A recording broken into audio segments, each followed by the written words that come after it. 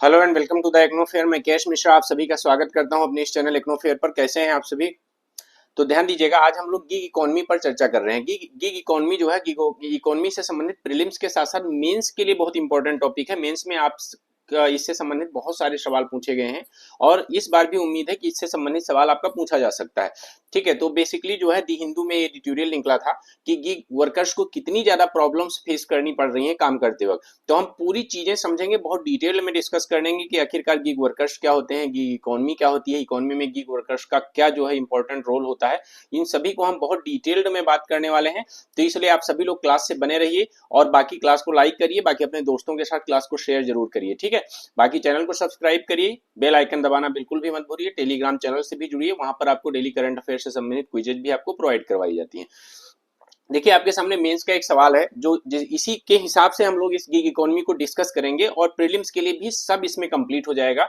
और gig economy के बारे में इतना जो है ब्रॉड डिस्कशन हम लोग इस पे करेंगे कि मतलब आने वाले समय में चाहे आपका यूपीएससी में, चाहे यूपी पीसीएस में, किसी भी एग्जाम में आपका गिग इकोनॉमी या गिग वर्कर से संबंधित कोई भी सवाल पूछा जाए, इस पे नीति आयोग की एक रिपोर्ट है, उस रिपोर्ट का भी हम जिक्र करेंगे, जिससे मतलब किसी भी तरह की आपको प्रॉब्लम गिग इकोनॉमी से संबंधित ना हो।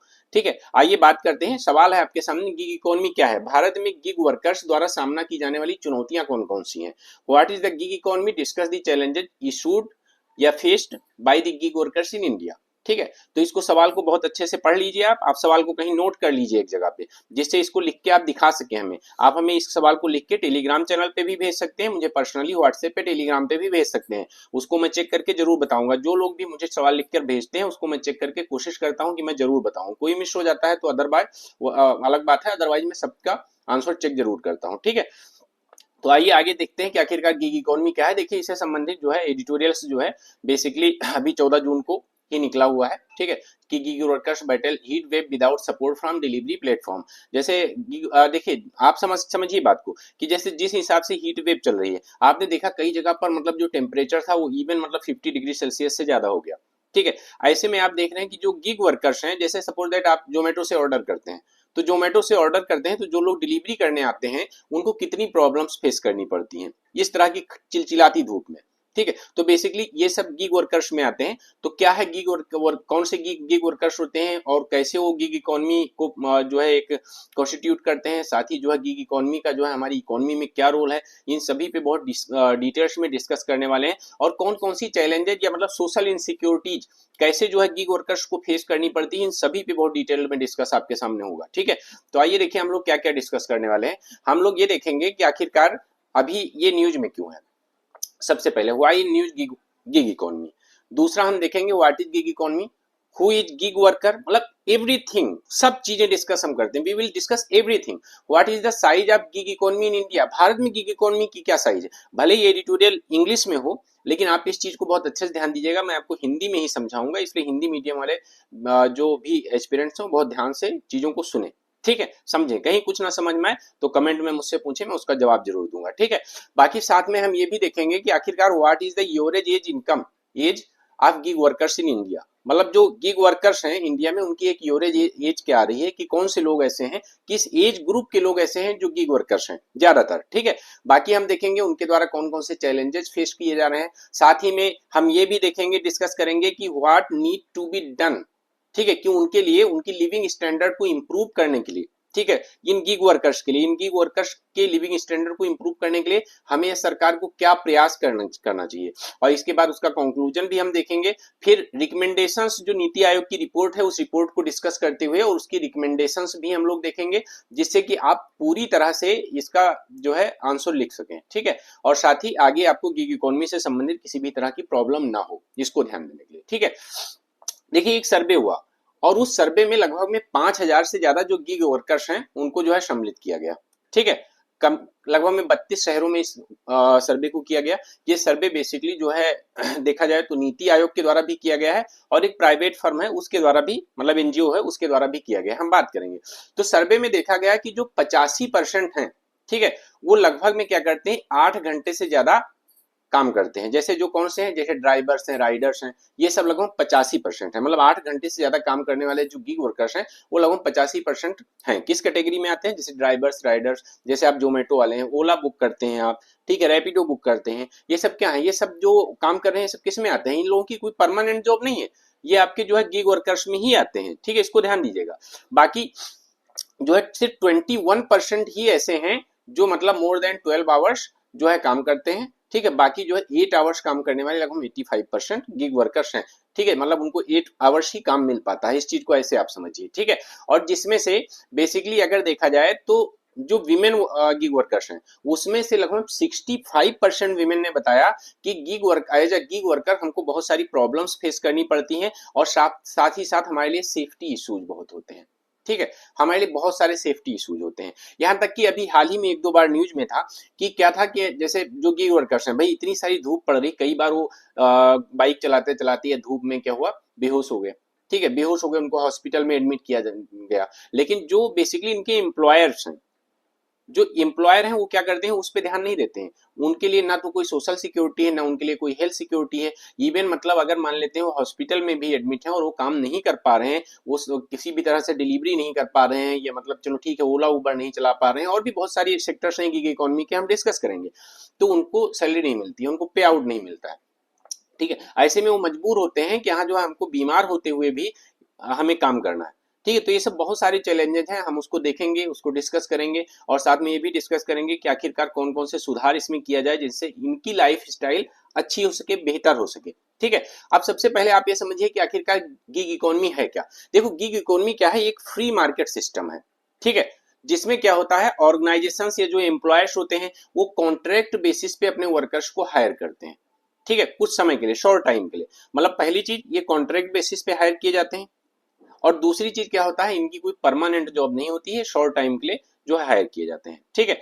तो बेसिकली इस तरह की जो पोजीशंस होती हैं वो टेम्पररी होती हैं, जो कंपनी की अपनी रिक्वायरमेंट शॉर्ट टाइम एंगेजमेंट के लिए जो है अपनी कंपनी जो अपनी रिक्वायरमेंट होती है, शॉर्ट टाइम की रिक्वायरमेंट होती है, उसके अकॉर्डिंग उनको जो है हायर करती है, ठीक है। जैसे एग्जांपल के लिए स्टार्टअप्स हैं कुछ, जैसे ओला हो गया, उबर हो गया, जोमेटो हो गया, स्विगी हो गया, ये सभी क्या है, ये सब बेसिकली गिग इकोनॉमी का पार्ट है। तो उम्मीद करता हूं इतनी देर में आपको चीजें समझ में आने लगी होंगी कि गिग इकोनॉमी क्या है और गिग वर्कर्स क्या है, ठीक है। और उम्मीद करता हूं कि इस आर्टिकल को पढ़ने के बाद भाई हम में से हम लोग सभी क्या करते हैं, हम सभी लोग गिग इकोनॉमी का बहुत बेहतर उपयोग कर रहे हैं। इवन मतलब गिग वर्कर्स का के सहारे हम लोग बहुत सारे काम करते हैं। तो मुझे लगता है कि इस आर्टिकल को पढ़ने के बाद में आपके अंदर जो गिग वर्कर्स हैं उनके लिए एक रेस्पेक्ट जागेगी, और आप जो है आप अपने हैंड से जो चीजें हो सकेगा वो उनके लिए कोशिश करेंगे करने के लिए, ठीक है। जैसे 1-2 बार क्या हुआ था, आपने देखा कि काफी ऐसे चैलेंजेस सामने आए कि यहाँ जो है वो पिज्जा डिलीवर करने वाले को क्या हुआ था कि यहाँ जो है थोड़ी सी लेट हो गई, और इसकी वजह से जो है उसको मारा पीटा गया, उस पिज्जा को फेंक दिया गया, उसको पैसा नहीं दिया गया, और ऐसे में एम्प्लॉयर ने क्या किया, जब उसको पैसा नहीं मिला तो उस पैसे को उस गिग वर्कर की सैलरी से काटा, ठीक है। बहुत सारे ऐसे जो है मतलब सामने आते रहते हैं चीजें कि यहाँ जो है गिग वर्कर्स को के साथ बदतमीजी की जाती है, 5 मिनट भी लेट होने पर उनको जो है गालियां दी जाती हैं, ठीक है। आप ही अपने ऑफिस में बैठ के अगर जो है सपोज दैट पिज्जा ऑर्डर करते हो, कुछ भी जोमेटो या स्विगी से ऑर्डर करते हो, अगर उसको 5 मिनट भी लेट होता है तो उसके आने पे आप लोग 10 बातें सुनाते हो उसको, ठीक है। आप लोग ये भूल जाते हो कि वो कितनी मेहनत से इतनी धूप में, इतनी चिलचिलाती धूप में वो आपके पास डिलीवरी करने आ रहा है, ठीक है। आप लोगों के मन में क्या होता है, आप लोगों के मन में होता है कि हाँ जो पैसे ले रहा है तभी तो कर रहा है वो, this is his job actually, ठीक है। बट ये समझिए कि हाँ जो वो इस जॉब में क्यों कर रहा है, क्योंकि उसके पास जॉब सिक्योरिटी नहीं है। उसके पास कोई इस तरह की सिक्योरिटी अगर होती, अगर उसके पास अच्छी जॉब होती, अगर वो इस तरह से जो है कोई अच्छी जॉब पा पाता आपके हिसाब से, या अगर फैमिली बैकग्राउंड उसका इतना अच्छा होता, इतना मजबूत होता, उसका जो उसके पेरेंट्स इतने मजबूत होते, तो शायद वो ये काम ना कर रहा होता। तो जो ये काम कर रहा है वो मजबूरी में कर रहा है, सिर्फ अपनी रोजमर्रा की जरूरतों को पूरा करने के लिए, कि हाँ जो है जिससे उसको उसका घर परिवार चल सके। तो हमें भी उनके बारे में एक रिस्पेक्ट से पेश आना चाहिए कि उस समय आने पर आप कहीं भी बैठे हो, आप एक बार बताओ, आप कहीं भी बैठे हो, आप ऑफिस में बैठे हो, आप कहीं घूमने गए हो, आपको लंच करना है, आपको भूख लगी है, आप जोमेटो स्विगी से ऑर्डर किए, आपके पास तुरंत आ गया। पहले क्या ऐसा हो पाता था? तो इनका रोल सोचिए कि आपकी लाइफ को कितना ईजी बना देते हैं ये, ठीक है। अगर यही चीज पहले होता था तो पता चलता है आप ढूंढ रहे हो, शॉप पे जा रहे हो, ढूंढ रहे हो कि कहाँ हमें कहीं कुछ खाने के लिए मिल जाए। आप समझो, आपके पास कहीं भी आप होते थे, आप जो ऑटो या टैक्सी ढूंढने के लिए जो है हाथ दे देकर रोकते थे, खड़े रहते थे, ठीक है। कभी कभी क्या होता है, एक ऑटो निकल गया वो भी फुल है, एक बस निकल गई वो भी फुल है। आप खड़े हो धूप में, चिलचिलाती है, उस सिचुएशन को सोचो। आज आप ऑफिस में बैठे हुए इसके बाद ओला उबर या रैपिडो बुक कर लेते हो, और वो कितना कितना ज्यादा आपकी लाइफ को इजी बना दे रहे हैं, ये समझिए। आपका समय भी बचा रहे हैं, आपको मेहनत भी कम करनी पड़ रही है, आपको परेशानी नहीं उठानी पड़ रही है, ठीक है। तो हम सबको उनकी रिस्पेक्ट करनी चाहिए, वो भी हमारी इकोनॉमी का एक पार्ट है, हमारे बेसिकली जो है हमारा जो सोशल सेक्टर है, जो हमारा समाज है, उसका एक भाग है। तो हमें उनके प्रति एक रिस्पेक्ट जरूर रखनी चाहिए, इस चीज को आप ध्यान दीजिएगा, ठीक है।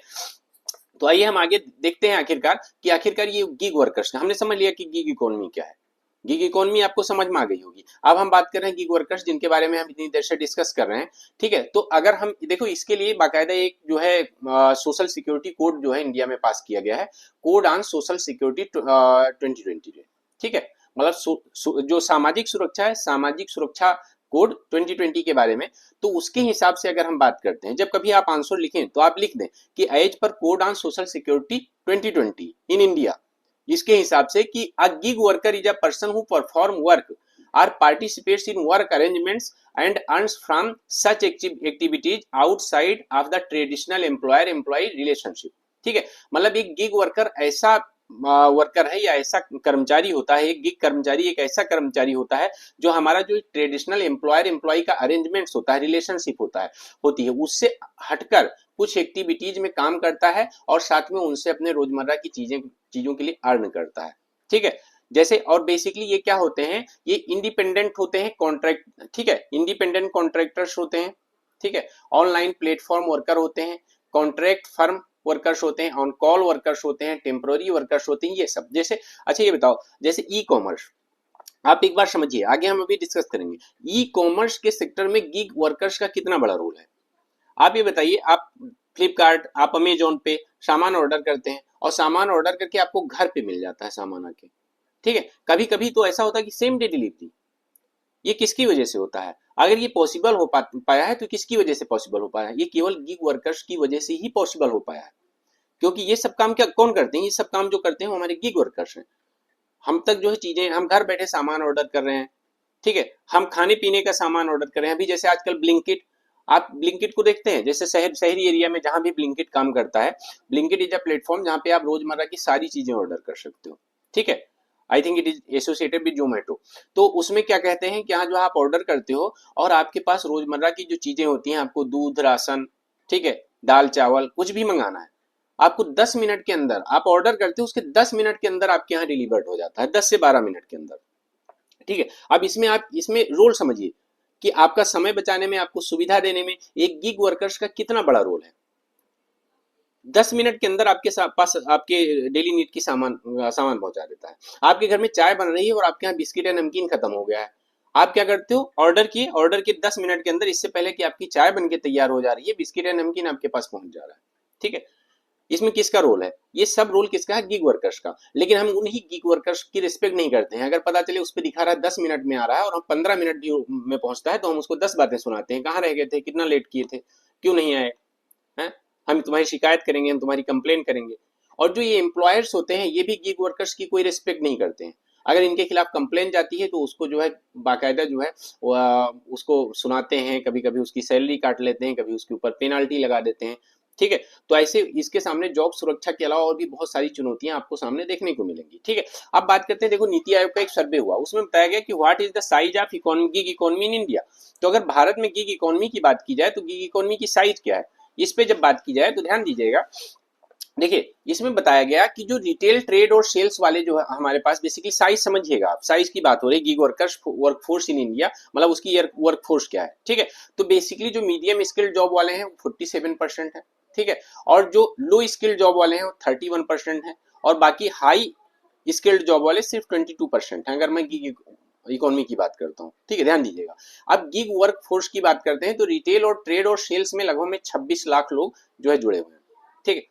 बाकी जो ट्रांसपोर्टेशन सेक्टर है, जैसे मैंने ओला उबर की बात की, ठीक है, इसमें लगभग 13 लाख लोग जुड़े हुए हैं, ठीक है। बाकी जो फाइनेंस और इंश्योरेंस सेक्टर में जो हमारे गिग वर्कर्स काम कर रहे हैं वो 6.3 लाख हैं।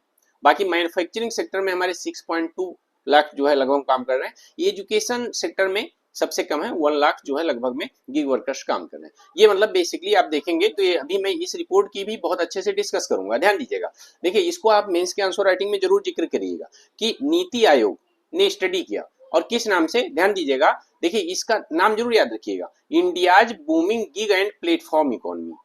इसको ध्यान दीजिएगा, ये नीति आयोग का सर्वे, नीति आयोग ने सर्वे किया, सर्वे के बाद मतलब बेसिकली जो रिपोर्ट अपनी पब्लिश की, वो रिपोर्ट का नाम क्या था, India's booming gig and platform economy.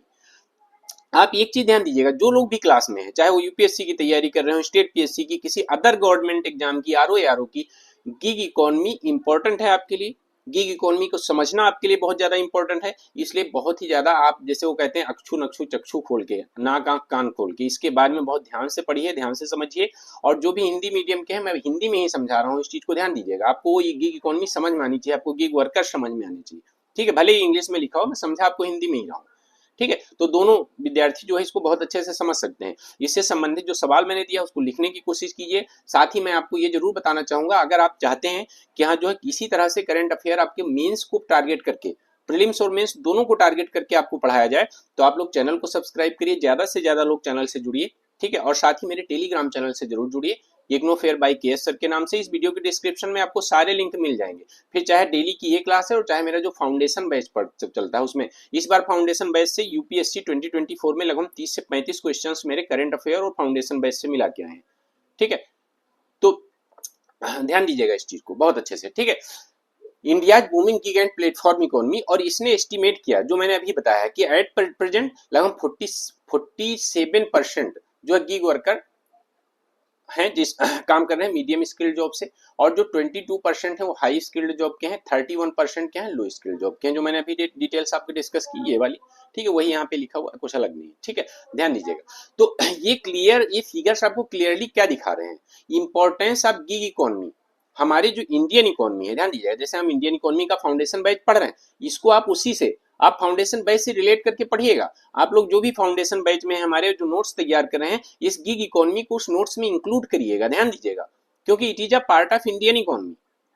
इसको, क्योंकि हम क्या पढ़ रहे हैं, हम पढ़ रहे हैं India's booming gig and platform economy, तो हमको it is a part of Indian economy, हमको इसको ध्यान से पढ़ना है। नीति आयोग के सर्वे की रिपोर्ट जो है इसको भी ध्यान से पढ़ना है, ठीक है। तो इसको ध्यान दीजिएगा, ये फिगर्स क्लियरली दिखा रहे हैं कि जो है इंडियन इकोनॉमी में गिग इकोनॉमी की कितनी ज्यादा इंपॉर्टेंस है, ठीक है, इसको ध्यान दीजिएगा, ठीक। बाकी ध्यान दीजिएगा इसमें क्या होता है, गिग वर्कर्स जो है हमारे लिए कंफर्ट और and security of this community is investing the more progressive and prosperous future, ठीक। अगर हम इस पर्टिकुलर इस कम्युनिटी को क्या करते हैं, इनकी सुरक्षा जो है सुनिश्चित करते हैं, इनके लिए सोशल सिक्योरिटी सुनिश्चित करते हैं, तो ध्यान देना, अगर हम इस कम्युनिटी पे इन्वेस्ट करते हैं तो हमें और ज्यादा हमारा फ्यूचर मतलब समृद्धशाली हो जाएगा, ठीक है, इसको ध्यान दीजिएगा, ठीक है। तो बेसिकली जो रिसर्च है, रिसर्च दिखाते हैं, देखो एक रिसर्च हुई किसके द्वारा, यहाँ पर एक प्राइवेट इंस्टीट्यूशंस की जिक्र किया जा रहा है, बोस्टन कंसल्टिंग ग्रुप, बीसीजी, ठीक है, बोस्टन कंसल्टिंग ग्रुप, बीसीजी, ध्यान दीजिएगा, इसको नोट करिएगा।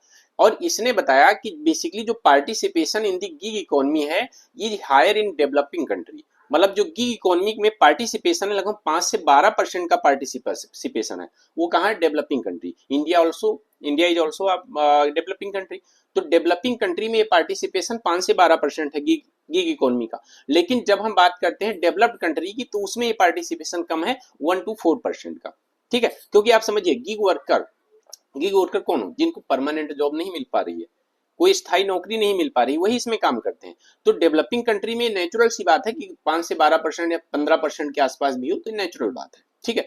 और डेवलप्ड कंट्री, क्योंकि वो डेवलप्ड हो चुका है, उसने जो है लोगों को सोशल सिक्योरिटी प्रोवाइड करवा की है, ज्यादा से ज्यादा लोगों को उसने जॉब अपॉर्चुनिटीज प्रोवाइड की हैं, तो ऐसे में जो डेवलप्ड इकोनॉमी है उसमें ये 1 से 4% के आसपास में गिग इकोनॉमी का कंट्रीब्यूशन रहता है इकोनॉमी में, ठीक है। तो अगर हम बात करें तो इंडियन इकोनॉमी में मैंने आपसे देखा कि आपको बताया कि कितना कंट्रीब्यूशन है, ठीक है।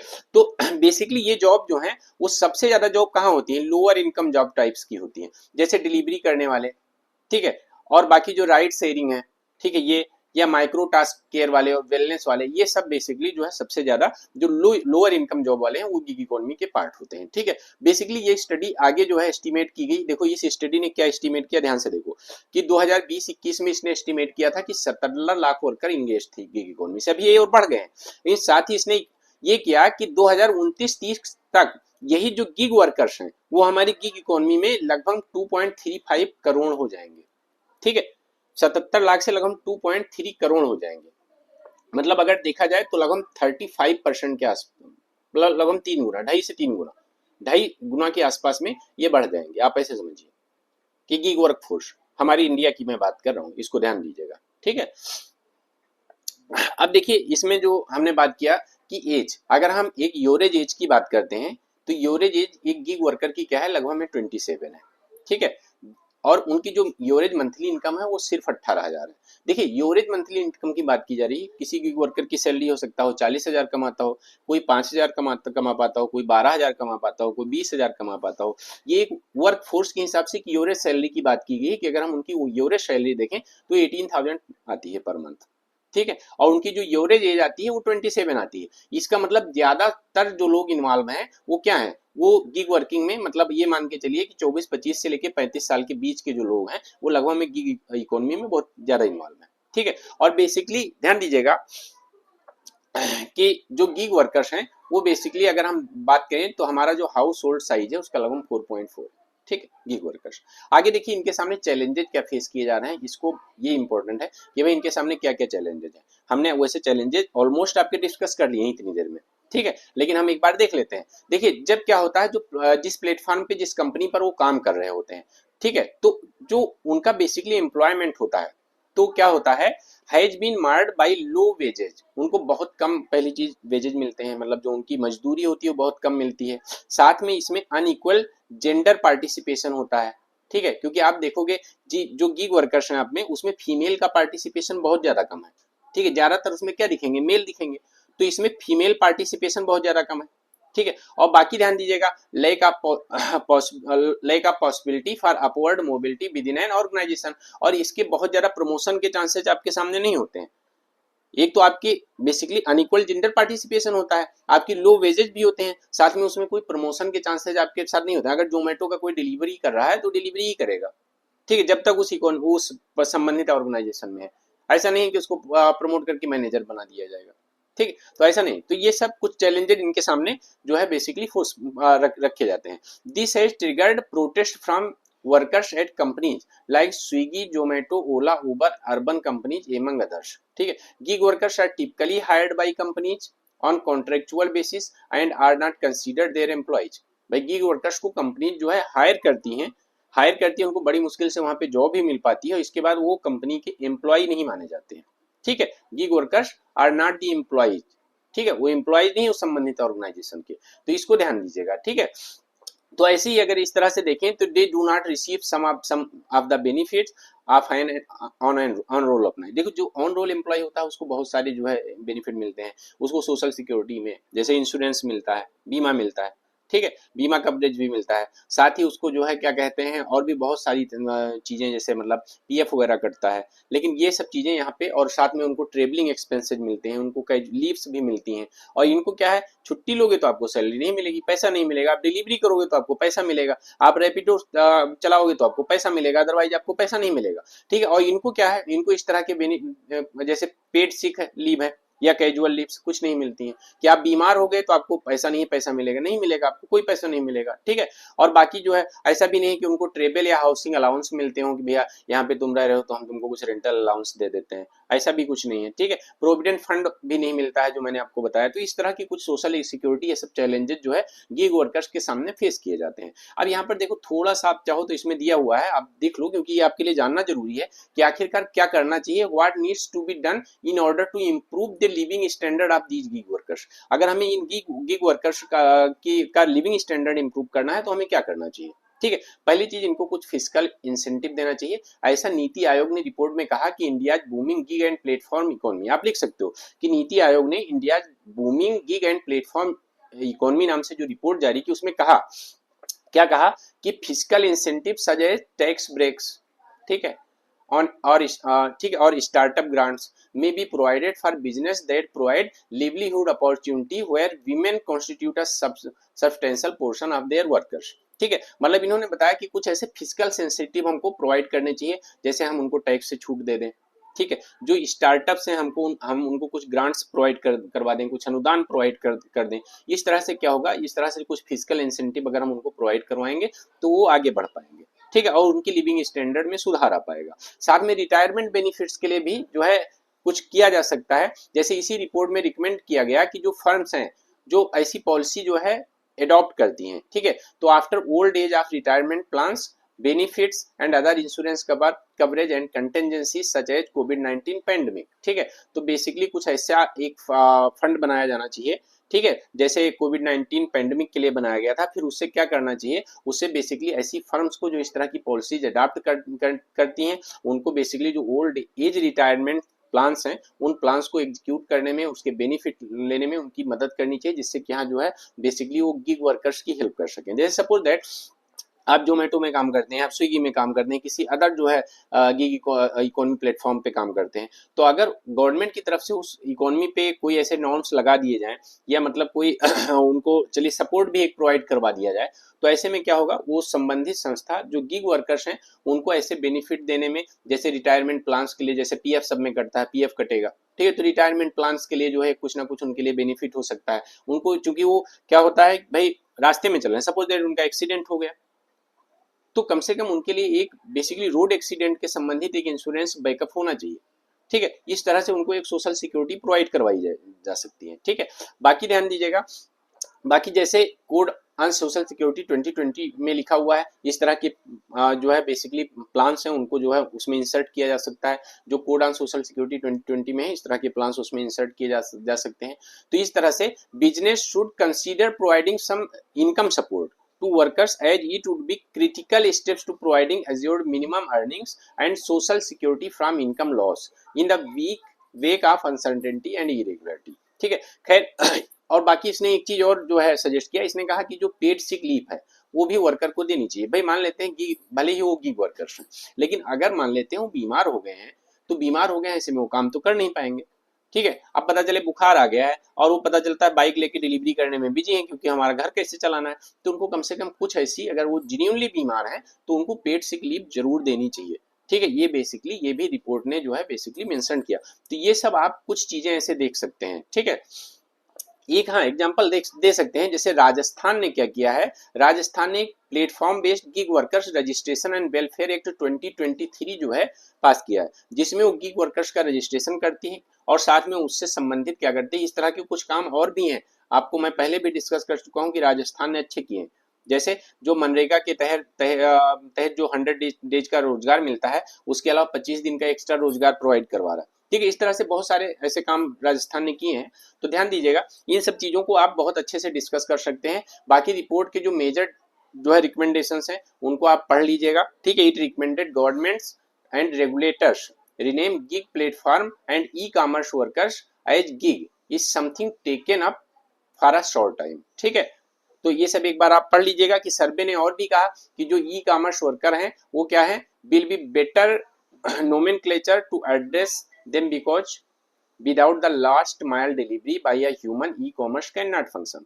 भाई ई कॉमर्स सेक्टर्स जो है, ई कॉमर्स सेक्टर में अगर गिग वर्कर्स काम नहीं कर रहे होंगे और बेसिकली वो डिलीवरी नहीं कर पाएंगे, तो ऐसे में क्या होता है, ई कॉमर्स काम कर ही नहीं पाएंगे, क्योंकि ई कॉमर्स की अगर रीढ़ की हड्डी है तो कौन से हैं, गिग वर्कर्स हैं, इसको आप ध्यान दीजिएगा, ठीक है। तो इस तरह से और बाकी उनको जो है कुछ मिनिमम वेजेज के बारे में भी जो है इसमें दी गई है कि उनको कुछ मिनिमम वेजेज गारंटी भी होनी चाहिए, ठीक है। और कुछ उनकी इनकम जो है उसका कुछ फिक्स्ड कंपोनेंट उनके पास होना चाहिए, ठीक है। बाकी क्या करना चाहिए, बाकी जो है अगर मान हाँ commenting on instances of blocking the IDs of workers such as practice should not be allowed, ठीक है। ID of workers can not be identifiedly जो है ब्लॉक, मतलब कुछ ऐसे करते हैं कि यहाँ जो है बेसिकली उसकी आईडी ब्लॉक कर देते हैं, ठीक है। अगर मान लेते हैं उसके कुछ भी कंप्लेन पाया जाता है, कुछ भी पाया गया, उसकी आईडी ही ब्लॉक कर दी, ठीक है, वो आगे काम ही नहीं कर पा रहा है, तो इस तरह की घटनाएं जो है सामने नहीं आनी चाहिए, ठीक है। और साथ में जो है उनको जो फ्यूल प्राइसेज, जैसे इन्फ्लेशन में फ्यूल प्राइसेज जो बढ़ते हैं, तो फ्यूल प्राइसेज का भी एक उनको कंपेंसेशन देना चाहिए। ऐसे ही जैसे भाई वो डिलीवरी कर रहे हैं, फ्यूल अपना खर्च कर रहे हैं, फ्यूल प्राइसेज बढ़ते जा रहे हैं, लेकिन आप वही उनको पे कर रहे हो, ऐसे में उनका लॉस होता है। तो ये सब कुछ चीजें हैं जो आपको ध्यान से पढ़ना चाहिए, ठीक है। बाकी ये वही रिपोर्ट का जिक्र किया गया है जो मैंने इतनी देर आपसे डिस्कस किया है कि 85% of gig workers work for more than 8 hours, जो मैंने अभी डिस्कस किया है कुछ नहीं है, ये पूरी रिपोर्ट मैंने डाउनलोड करके इसमें डाल दी थी, ठीक है। इस रिपोर्ट को आप पढ़ लीजिएगा, जो इतनी देर हम लोगों ने डिस्कस किया है वही इस रिपोर्ट में लिखा हुआ है, कुछ और नहीं लिखा हुआ है। देखिए, without the last mile delivery by a human being e commerce can not be function of today, सब वही चीज लिखा हुआ है, कहीं से कुछ नहीं, इसको एक बार पढ़ लीजिएगा। ठीक है, आगे का सवाल। तो अब आप ये बताइए, अब आप इस सवाल को कर पाएंगे सॉल्व कि नहीं कर पाएंगे, बताइए। गिग इकोनॉमी क्या है? भारत में गिग श्रमिकों द्वारा सामना की जाने वाली चुनौतियों पर आपको चर्चा करनी है। What is the gig economy? Discuss the challenges faced by gig workers in India. इसको आप लिखिए, समझिए। कोई दिक्कत हो आप कमेंट में इसका जवाब कुछ भी पूछ सकते हैं, मैं जवाब दूंगा, ठीक है। ध्यान दीजिएगा। आइए आगे बात करते हैं। देखिए, आपको याद है कि मैंने आपको एक दिन पढ़ाया था जो है बेसिकली सीडीएस के बारे में, चीफ ऑफ डिफेंस स्टाफ, और चीफ ऑफ डिफेंस स्टाफ के बारे में मैंने पढ़ाया है। और इस बार यूपीएससी 2024 में चीफ ऑफ डिफेंस स्टाफ के बारे में क्वेश्चन पूछ लिया गया। उसके 3-4 दिन पहले ही मैंने पढ़ाया था, ठीक है। 3-4 दिन पहले ही मैंने आपको चीफ ऑफ डिफेंस स्टाफ के बारे में सब पढ़ाया कि कौन कौन सी कमेटीज को ये चेयर करता है, ठीक है, कब इसकी स्थापना, फर्स्ट कौन था, अभी कौन है, सब पूरा मैंने डिस्कस किया था। और देखिए, चीफ ऑफ डिफेंस स्टाफ के बारे में सवाल पूछ लिया गया था। ऐसे ही मैंने एक सवाल आपके लिए बनाया है जो राष्ट्रीय सुरक्षा सलाहकार है, basically NSA, national security adviser. तो इनके बारे में आपको कुछ सामने कथन दिए गए हैं, आप बताइए। प्रीलिम्स का सबके लिए है सवाल, प्रीलिम्स में आ सकता है इससे संबंधित, तो आप इसको बताइए, ठीक है। जो एनएसए होता है, is the primary adviser of prime minister over the internal and external threats, ठीक है। तो बेसिकली जो इंटरनल और एक्सटर्नल जो है थ्रेट्स होते हैं, उन पर प्रधानमंत्री का प्राथमिक सलाहकार होता है। दूसरा स्टेटमेंट दिया है, Shri Ajit Doval has been reappointed as the NSA of India. जैसे पहले अजीत डोवाल थे, अब अभी क्या उनको एनएसए फिर से रीअपॉइंट किया गया है? भाई, अभी दूसरी गवर्नमेंट फॉर्म हुई है, दोबारा से गवर्नमेंट फॉर्म हुई है, ठीक है। तो ऐसे में क्या उनको एनएसए दोबारा से फिर से रीअपॉइंट कर दिया गया? क्या उनका थर्ड टर्म, जैसे गवर्नमेंट का थर्ड टर्म है, ऐसे ही क्या जो है एनएसए का भी जो है इस बार थर्ड टर्म में उनको कंटिन्यू रखा गया है, या कोई और एनएसए बने हैं? आप इसको ध्यान दीजिएगा। The NSA also overseas strategic and sensitive issues on behalf of prime minister. जो एनएसए है, प्रधानमंत्री की ओर से एक रणनीतिक और संवेदनशील मुद्दों की निगरानी भी करता है, ठीक है।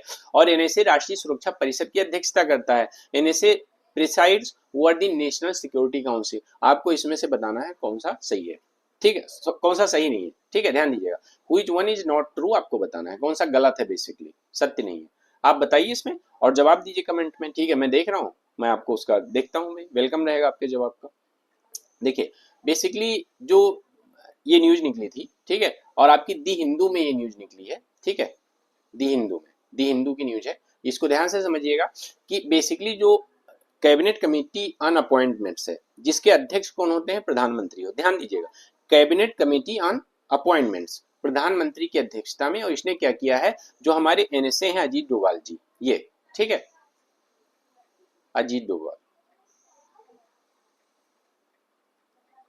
ठीक है, इनका जो है क्या कहते हैं, ठीक है, इनका थर्ड टर्म में इनको रीअपॉइंटेड किया है। तो अभी जो मौजूदा हमारे एनएसए हैं वो भी यही है, कोई और नहीं है, ये इनका थर्ड टर्म है, इसको ध्यान दीजिएगा, ठीक है। हम थोड़ा सा एनएसए के बारे में जानना चाहेंगे। देखिए, जो बेसिकली होता है एक नेशनल सिक्योरिटी काउंसिल, ठीक है, सेक्रेटरिएट। तो जो एनएससी होता है, उस एनएससी की अगर मैं बात करूं तो एनएससी की अध्यक्षता भी एनएसए ही करते हैं, ठीक है। एनएसए प्रेसाइड्स ओवर द एनएससी, इसको ध्यान दीजिएगा, यही एनएससी की अध्यक्षता करते हैं। और साथ ही NSA is also a primary adviser to the prime minister, जैसा कि मैंने बताया, ठीक है। तो इसको ध्यान दीजिएगा, ये बेसिकली जो तीन चीजें हो रही हैं कि the strategic policy group, the national security advisory board and the secretariat from the joint intelligence committee, ठीक है। तो बेसिकली जो एनएससी के अंतर्गत ये तीन बॉडी आती है, और बेसिकली एनएससी की जो अध्यक्षता होते हैं वो कौन करते हैं? एनएसए करते हैं, इसको ध्यान दीजिएगा। तो एनएसए एक बहुत महत्वपूर्ण पोस्ट होती है, जो जनरली आप देखिए, जब जम्मू एंड कश्मीर में धारा जो है 370 हटती है, उस समय भी एनएसए बहुत चर्चा में रहे, ठीक है।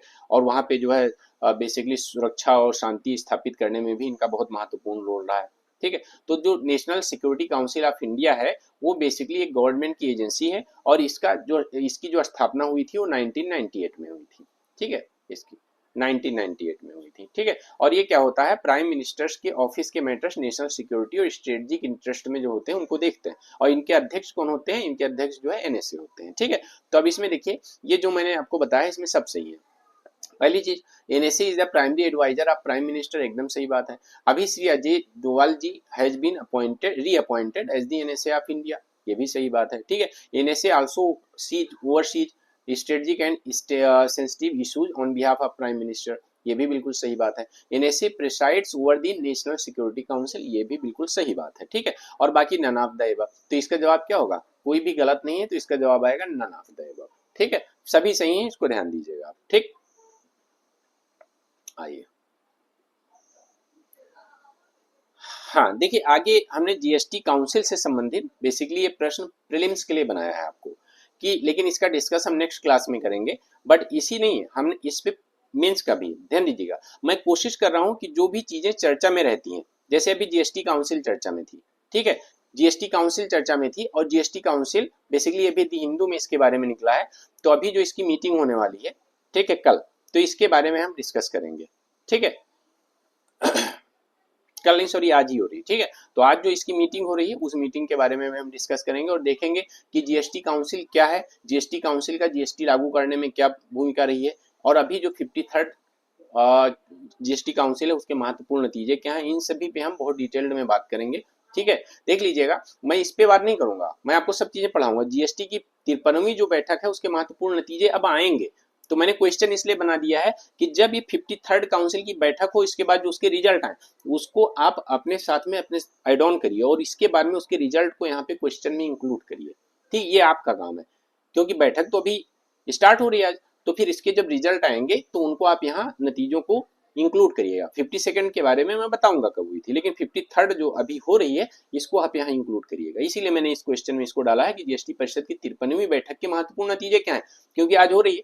ठीक है, तो ऑब्वियसली जो है आप इसके बारे में कल हम इसके बारे में बात करेंगे। ठीक है, चलिए, इसी के साथ ये बताना चाहूंगा कि आप सभी लोग क्लास को लाइक करें, चैनल को सब्सक्राइब करें, और ये क्लास डेली सुबह 8 बजे होती है, इसलिए सुबह 8 बजे आप लोग इस क्लास से जुड़ा करें।